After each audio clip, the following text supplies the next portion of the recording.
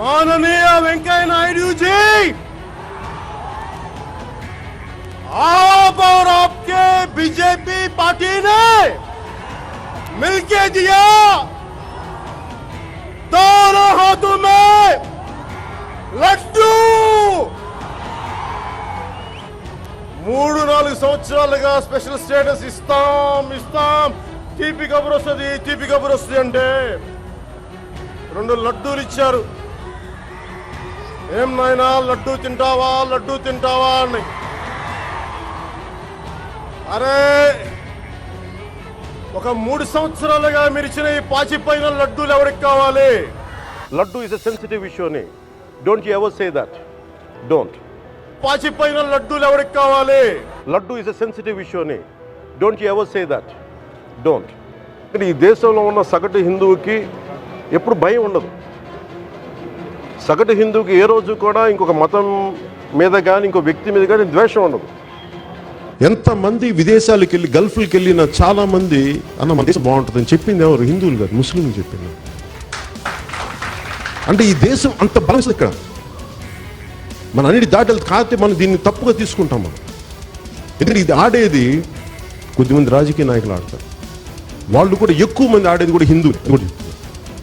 అసలు ఇలాంటి గొడవలు పెట్టింది హిందూ నాయకులు తప్ప మిగతా నాయకులు చేయరు. అసలు రాదు వాళ్ళకి. ఇలా విడగొట్టి విభజించింది.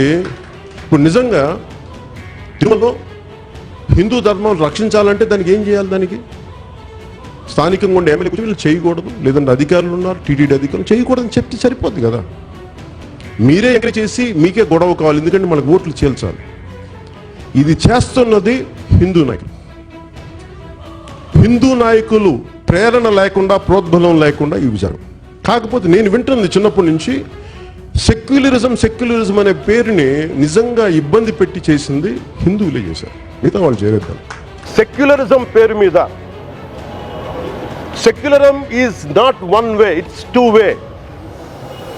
సెక్యులరిజం అంటే కూర్చోబెట్టి ఒక్క సైడ్ నుంచి వచ్చేది కాదు, అన్ని సైడ్ నుంచి రావాలి. ఇది చాలా ఆవేదన కలిగిస్తుంది.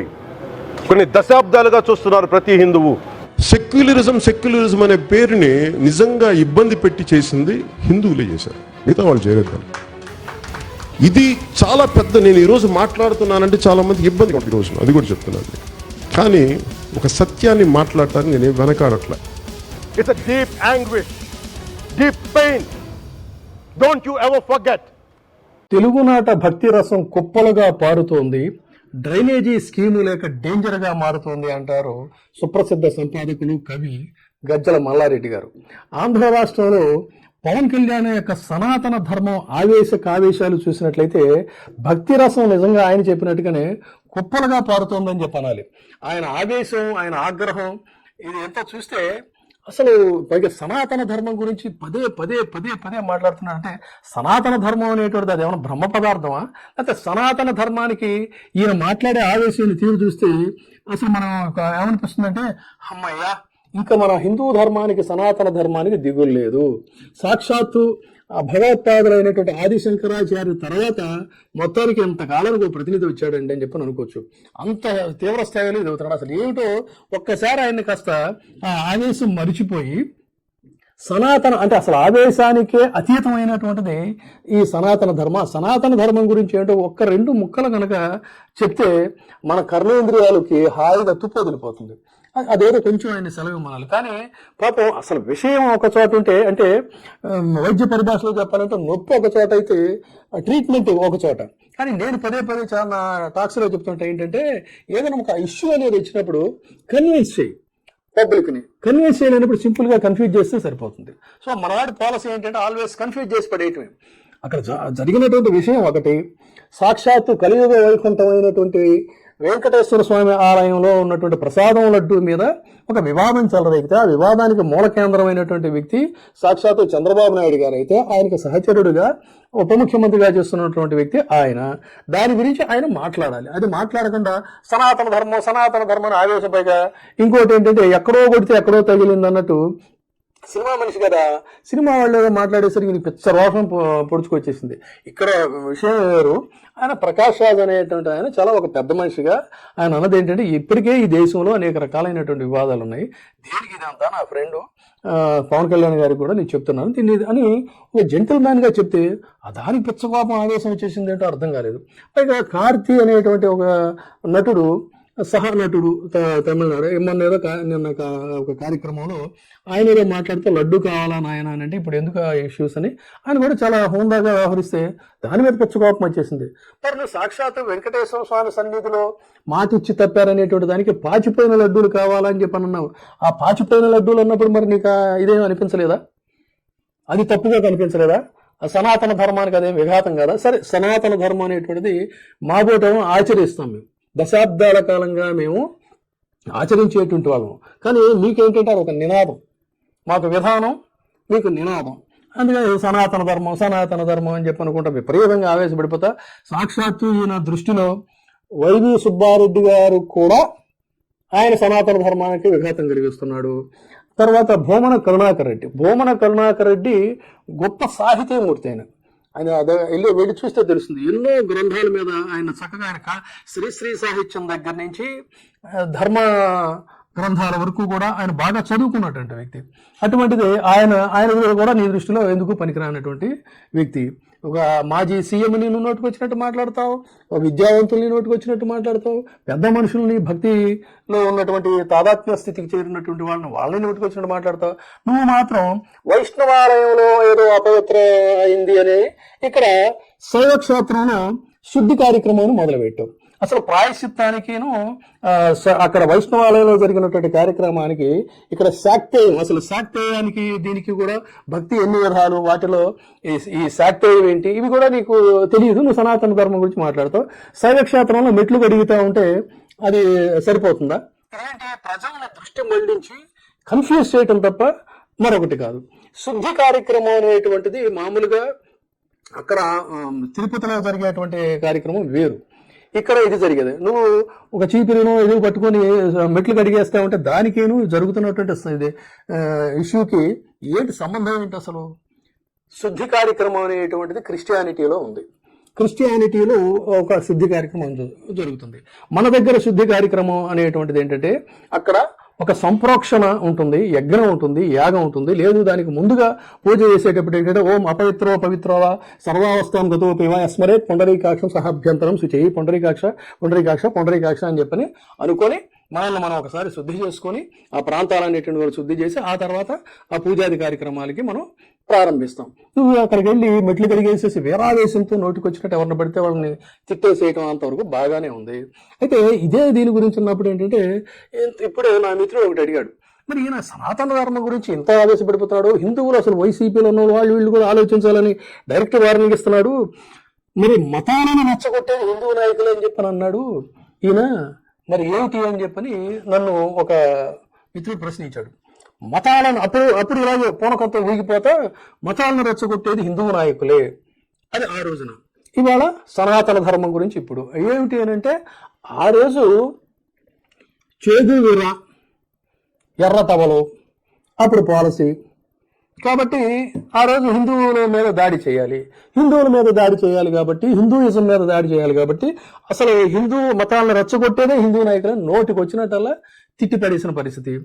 లడ్డూలను పట్టుకొని పాచిపోయిన లడ్డూలు అని చెప్పని మాట్లాడిన పరిస్థితి. ఇప్పుడు మరి పరిస్థితులు ఈక్వేషన్స్ మారాయి కదా. ఆ రోజునేమో అలా, ఈ రోజేమో ఇలా. అంటే నీకు టైం బాగుంది, నువ్వేం మాట్లాడినా కూడా చెల్లుబాటు అవుతుంది కాబట్టి నోటికి వచ్చిన మాట అంటే ప్రతి వాళ్ళకి కూడా ఒక టైము కొంతవరకే ఉంటుంది, అది గమనించాలి. అంతే తప్ప ఏకబిగిన నువ్వు వాళ్ళకి వార్నింగ్లు ఇచ్చి పడేసి ఎల్లకాలం ఇదే పరిస్థితి ఉండదు. అందుకని ఏదో ప్రభుత్వాలను తొక్కేసాం ఇంకేదో చేసేసాం అంటే these are all temporaries. Men may come and men may go. Time అనేటువంటిది ఎప్పుడు కూడా time is not permanent, time will changes time to time. ఇది గ్రహించాలి.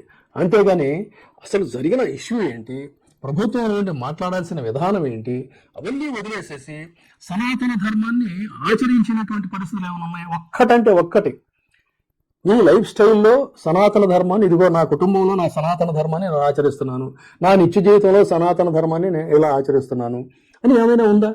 వాళ్ళు ఎవరో క్వశ్చన్ చేస్తున్నారు.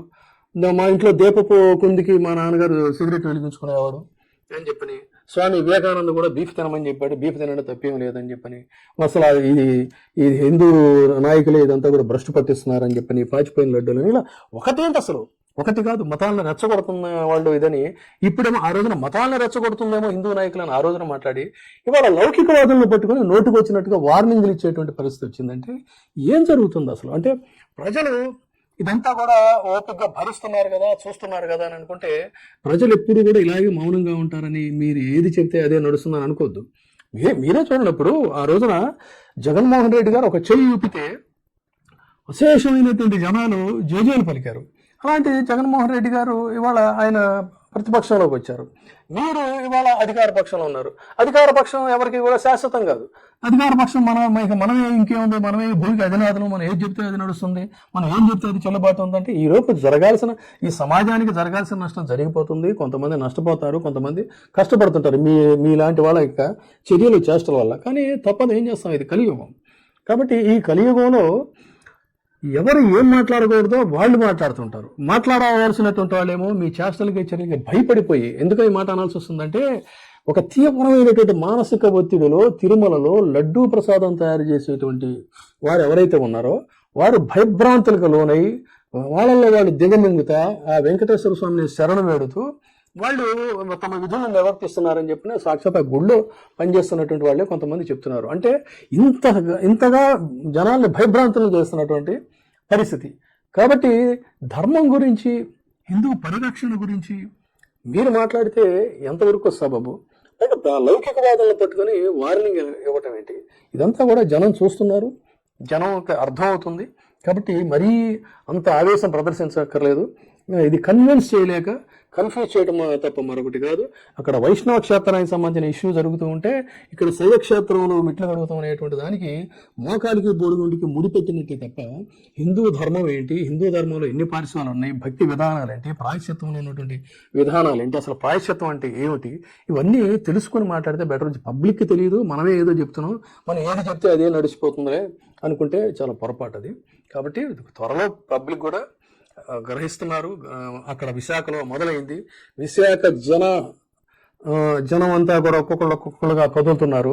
అక్కడ సాగర తీరంలో సాగర కెరటాలు ఏ విధంగా అయితే ఉవ్వెత్తున లేచి పడుతున్నాయో ఆ విధంగా తిరుగుబాటు గళాలు కూడా అక్కడ భీకరంగా నినదిస్తున్నాయి.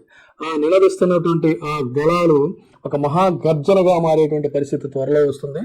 ఈ లోపు అనవసరంగా ఎగిరెగిరి పెట్టి ఎవరిని పడితే వాళ్ళని ఎంత పడితే అంత మాట్లాడతాం అనేటువంటిది సబబు కాదు. ముఖ్యంగా సనాతన ధర్మం గురించి మాట్లాడేటువంటి హక్కు, నైతికత ఎటువంటి పరిస్థితుల్లో మీకు లేవు. ఇప్పుడే సబ్స్క్రైబ్ చేయండి, లైక్ చేయండి, షేర్ చేయండి. WEITV ప్రైమ్, నీ ఉత్తమాభిరుచుల సమ్మేళనం.